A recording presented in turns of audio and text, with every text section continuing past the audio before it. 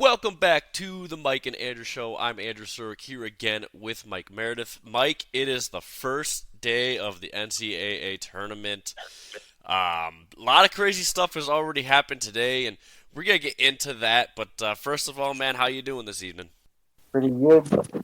Pretty good, man. Just, for some people, this is the best day in sports, man. I hear that March Madness weekend, round one, it's going to be crazy. Lots of crazy stuff's happening. Yeah, crazy stuff's currently happening, and crazy stuff happened today, and we're gonna get into that later in the episode. But first, we're gonna talk about a little bit of a more serious matter, unfortunately.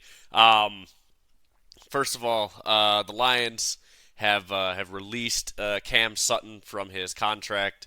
They're looking to get that voided, as teams normally do in situations like this, because Cam Sutton's wanted it in Florida for domestic battery, and he's on the run. They haven't been able to find him for 2 weeks. The news broke yesterday. And the Lions today have released him from his contract, as teams normally would in this situation. He's guaranteed a little over $10 million. If the NFL voids his contract, it's just like an $8.7 million cap hit for the Lions, which isn't bad, but it's just dead cap hit. But it still frees up just under $2 million in cap space. Now, obviously, this is a big, it's a serious matter because Cam Sutton obviously, allegedly, strangled this woman, and then, Stories. I heard they threw 3 stories or something like that. I don't know. I haven't seen a whole lot on that, but, yeah, no, he's been on the run now for 2 weeks. Although I guess today his license plate was pinged at a traffic or at a intersection or something. So he's at least still in the state of Florida right now. But that doesn't necessarily mean anything. I mean, anyone could be driving that car too. So we don't know because his phone's turned off as well. But yeah, very sad and unfortunate situation for sure. Yeah, it's crazy. Some guy from my work came in today, and I guess this is the story that he heard. He heard about, strangling this woman and then also, throwing her from, a 3-story building or something like that, or throwing her from, 3 flights, something like that. He was just crazy, man. And then, he's been on the run. I mean, I don't think Lions fans are too mad that it's Cam Sutton that has to go, but still it sucks to see someone getting hurt over just dumb stuff, man. And another NFL player, man, probably affected by CTE or something, just going off the rails. Yeah, but you already know the NFL's only going to suspend him for 2 games for this, So that's just the way the fucking league operates, You gamble on a basketball game, you get fucking 6 games, but you beat your wife or someone, you only get 2. I mean, that's just the way the league works. But no, obviously innocent till proven guilty, of course. But he's looking a whole lot guilty being on the run, because if he was innocent, just turn yourself in, talk this out, give your side of the story, and maybe a court will, rule you as not guilty. But the fact that you turn your phone off and you are now on the run, it makes you look very, very guilty. Yeah, that's the worst thing you can do if you're actually innocent. Is I know that they say never talk to the cops; they'll twist your words, but bro, being on the run and having no communication, that makes it worse. That makes it seem like you really trying to run. Yeah, it really does. But yeah, it's a crazy situation. I didn't ever think I would have to see that news. At the same time, as a Lions fan, I'm kind of happy he's gone. I can't lie about that. But it's a very sad situation for sure. Unfortunate for him, But at the end of the day, we can't really talk much on it, but we can talk about the football aspect of this, and that's that. Yeah, the Lions are now going to have an extra, few dollars to play with in cap space, because that 8.7 becomes a dead cap hit, but there's not much they can do about that. Um, that said, um, if I'm the Lions, if I'm Brad Holmes, I'm gonna try and get a guy like Stephon Gilmore. I know he's a bit older, but he's still a very reliable corner, and it's an upgrade from Cam Sutton. You still have a ton of cap space to work with. If not that, you have to draft a corner at 29. Or at least try to move up to get one of the better corners that are available in this draft. Either way I see it, I think if they sign a guy like Stephon Gilmore and do that, I still think they take a corner at 29 now because of this whole situation. But at the very least, go out and get a corner, preferably, like I said, Stephon Gilmore. He's still out there, so get yourself a nice upgrade at that position. So what's your take? What do you think the Lions should really try and do now? Yeah, I kind of agree with you. Just go for that corner. I honestly wouldn't mind if it's in the draft or if it's in free agency. Just whatever they can do. They picked up Carlton Davis, so I mean that's someone at least that they can throw out there. Emmanuel Mosley, I believe, is coming back. And then who else do we have at corner? We lost C.J. Gardner-Johnson. There's probably another guy that I'm forgetting that we could probably throw out there, but Yeah, I can't, Vildor, did you mention him? yeah, Yeah. yeah, we don't talk about Vildor. Yeah, no, he's terrible. But no, look, even if you don't, if you take a Stephon Gilmore, that's great. Go and draft a Kool-Aid McKinstry at 29. Yeah, You know, ooh. Yeah, like if we can get Kool-Aid if at 29. and that's big. it's very possible Kool-Aid can drop that far considering the needs of other teams ahead of us. So it's very possible the Lions could take Kool-Aid. If not, maybe. I mean, Brad Holmes has shown he is willing to move up to get the guy that he wants. This is So this is yeah, definitely a draft too. It's the QBs, it's the wide receivers, and it's the tackles. So I mean, it's really, the offensive line in general. There's a lot of good guards in this draft too. yeah, it's Um, an offensive draft. yeah, for like sure. this. People are saying, a lot of analysts are saying this is the best offensive line draft that we've had in over Yeah, a decade. for So, real. like, I mean, this could be. It could be very possible that Kool-Aid is available at 29, and Brad Holmes doesn't have to give up anything to go out and get him. But Brad has shown he's willing to move up to get the guy that he wants if he feels like a guy is gonna be there. I mean, he also moved back last year to get Very good. Jameer. Yeah, exactly. So I mean, it'll be interesting for sure to see what the Lions do in this very horrible situation. Of course, obviously we can't really completely talk on the whole situation, but we can talk about is the football aspect, and there is a football aspect to it, and that's the fact that the Lions have some space now and have to refill a need that they thought they had taken care of. So that's why we're talking about this side of the topic, because that's what we actually know and what we do here is we talk about sports, and we could talk about the sports side of this thing. But overall, a tragic situation. Hopefully, the Lions will do some smart things. Hopefully, Brad Holmes today got on the phone with Stephon Gilmore's agent or himself and started maybe trying to work out some sort of a deal. So it'll be interesting to see what the Lions do here for sure.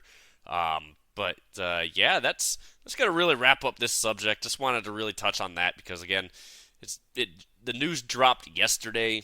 So yeah, so we're gonna skate on over to the NHL. That was a great transition there.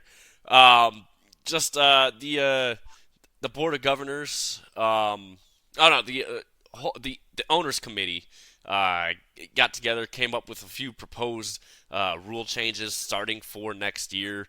One of the biggest ones that I'm only gonna go over the couple of the like the bigger ones, I should say.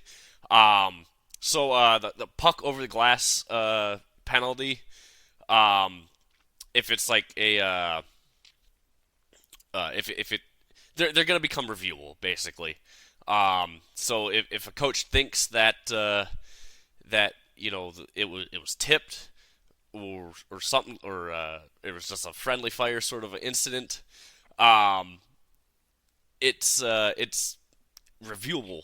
However, if you are wrong, it becomes a 5-on-3 penalty instead of a 5-on-4. So you have to be 100% right in that sort of a situation to How are uh, they going to determine yeah. if it's friendly fire or not? Well, again, video replay. That's really all they have for it. Um, so obviously, all these rule changes they're going to go up to the competition committee, and if they're approved there, they get to go through to the board of governors, who get the final approval on any rule changes. Um, Another one which I actually really like is something that this rule should have been in the NHL for a very long time. It's if a goalie's removed out of the game by a concussion spotter, the backup actually gets to warm up instead of just being thrown right into the game. Um, so that kind of helps because we've seen a lot of times where a goalie isn't quite ready in situations like that. Goalies usually they know way before a goalie gets pulled that they're gonna get put in. But when a concussion spotter spots a goalie that says if they say, "Hey, this guy doesn't look right," they're not usually ready for that, so they actually get to go out on the ice and get a couple warm-up shots in. So I think that would be beneficial for goalies because, again, we've seen this happen before where a goalie gets pulled for concussion, guy gets thrown in the game immediately and then gets lit the hell up. Or he even risks injury because he hasn't stretched out or anything either. So I think that would be a huge benefit for just the safety of the game for goalies. And then the last one here, which I find is interesting, and I'm 99% sure this one will get approved because a ref was injured due to this. Players will not be allowed to have legs over the bench when they're not on the ice because an official was cut by a skate. And this isn't the first time an official has been cut by a skate from this stuff, and it does create sort of a situation. But you'll see players put a leg over the boards, waiting to get onto their shift, waiting for someone to come to the bench. But now with this rule change, and like I said, I am like 99.99% sure that this rule will get approved because an official was hurt. Yeah, they'll just have to keep both legs on the bench side of the boards, and yeah. So yeah, those are the three like biggest ones. They made there was some. I guess the reports came out that said they talked about maybe making some changes to 3-on-3 overtime, but they ended up not making any proposed rule changes for that. So it is what it is there. Any thoughts on this, Mike? No, I mean, you kind of explained it pretty well with the goalies, and then also with the ref getting injured from that. I mean, yeah, you got to protect the players and the officials. So I understand why these are considered rule changes that they want to implement. Yeah, and especially now that a ref got hurt. Yeah, that rule. Normally, if a ref gets hurt from something, they make a rule change for the next season. So, it's very, very likely that that will get, taken care of. And I mean, we've seen things before too. Players have been cut by skates, guys over the boards. There's been injuries to guys' knees who were they were hanging their legs over the board and they got ran into and got a knee injury from that. So I mean, it's a dangerous thing to do, but it's been part of the sport forever. Obviously you want to make line changes as fast as possible, but in terms if it helps with safety, then a slower line change is the cost of that. And I have absolutely no problem with that, So, but yeah, that's really going to be it for the NHL stuff. I know some teams in the NFL have proposed rule changes, and we might talk about that on Tuesday. I haven't really decided on where we'll go with that, but March Madness kicked off today, Mike. Where do you want to begin with this one? I'll let you kind of take over, but what game do you want to start with, man? Man, there's so much, but I think we got to start with MSU, man. MSU getting the big W in the first game. Um, you know, they pretty much dominated in that game, man. Um, they really showed why that they're not playing, man, and they draw North Carolina. North Carolina did not get upset. They won pretty handily as well, so that's gonna be a big matchup for next round for sure. Yeah, that game will be Saturday, and one thing I find interesting about that matchup between North Carolina and MSU is North Carolina's only a 3.5 point favorite in that game. I was expecting somewhere around the 7.5, 8.5 range, but 3.5, that's crazy. But no, MSU looked really, really good in this game. The other MSU didn't. Plain and simple. But MSU they were 55% on what was it? God damn it! Now I can't remember. 55% from the field, like 45% for on 3 points. And they were just dominant up against the glass as well. So I mean just absolutely dominating performance there for sure. Man, and then we gotta talk about Duquesne, bro. Yeah, yeah, that was insane. I wasn't even pronouncing that school name correctly. I didn't know who they were.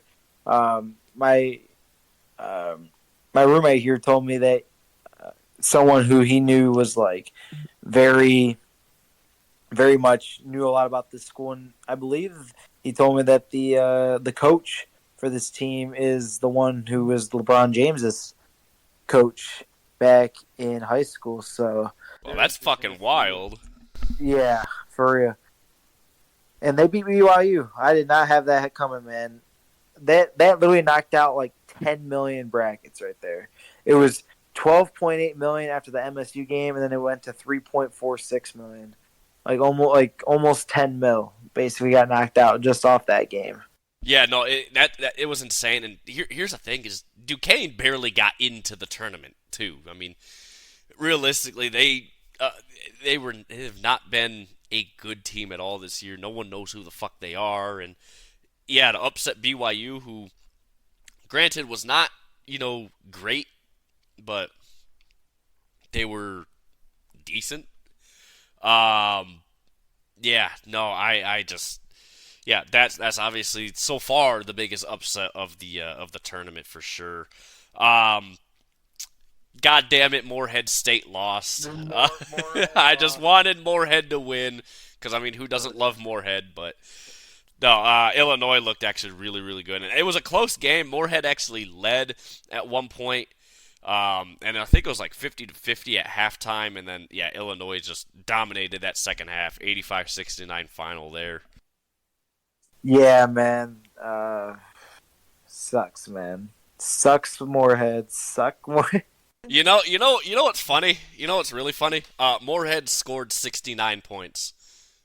So, like, I mean, it was fate for them. Another one that I got right. That was the only. I think besides, well, I'm not really counting the MSU game as an upset. It's an 8-9 matchup. I mean, they're so dang close. Other than the Duquesne upset, the Oregon. I actually picked Oregon in this game, and they ended up beating South Carolina. Yeah, I remember. Yeah, we did both pick Oregon for that one. So yeah, big upset there for sure. Dayton almost got beat by Nevada, which I didn't see coming. I thought Dayton would. No, I had Nevada, man. Oh yeah, you did, didn't you? I did. They almost had it, man. There was actually someone I follow her on social media, and she talks about different bets. She had Oregon money line, Nevada money line, and some other one. But I'm like, damn, when I saw Nevada lost, I'm like, damn, that fucked up the whole parlay, man. And right now, Kentucky's on upset watch. They're down 61-56 to Oakland. Go Golden Grizzlies, man. Golden Grizzlies, man, represent. Michigan's going crazy in the tournament, man. Michigan Yeah, State if Michigan and State and Oakland both win in the first round, that's a W for the state of Michigan right there, man.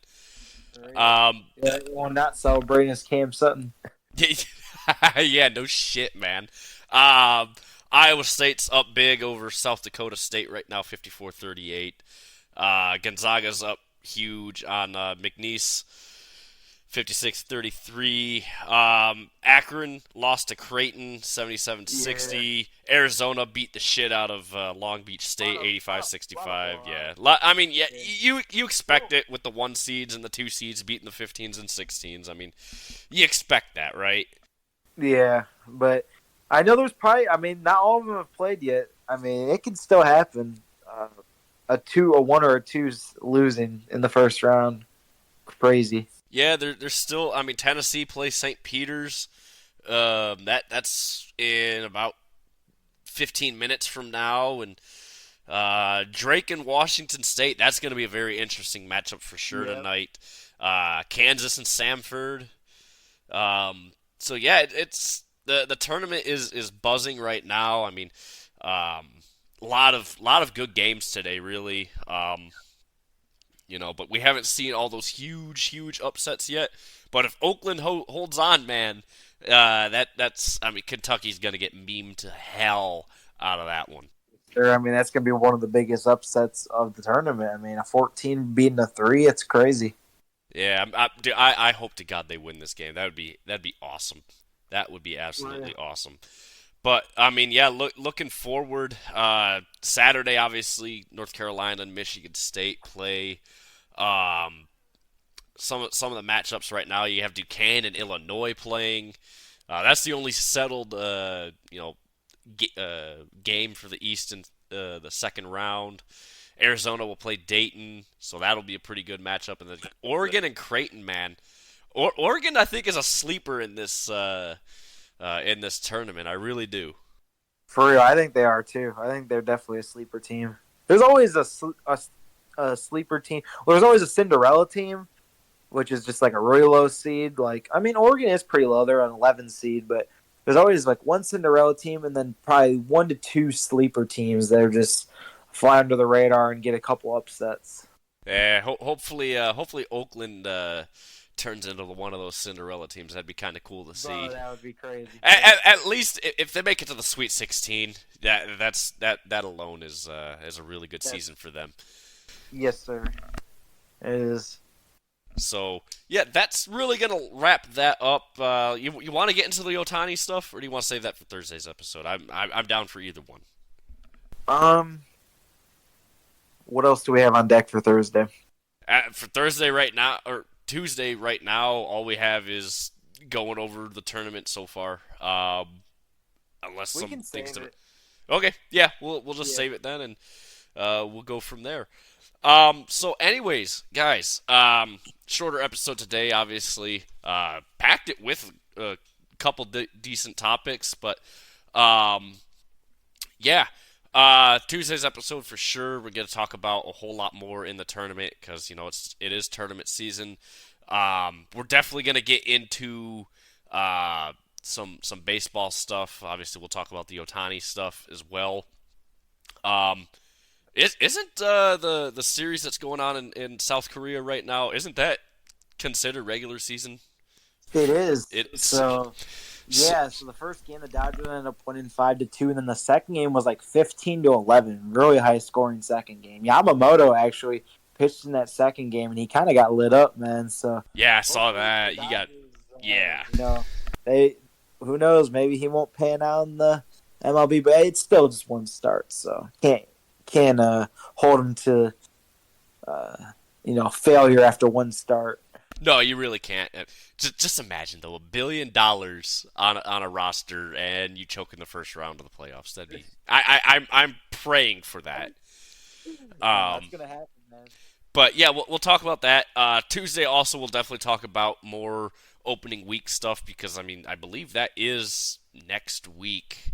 The first games of the season outside of what's going on in South Korea.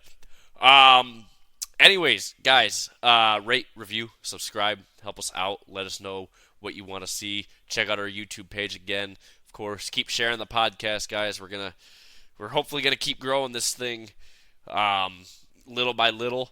Thank you guys again so much for listening, and we will see you guys on Thursday or Tuesday.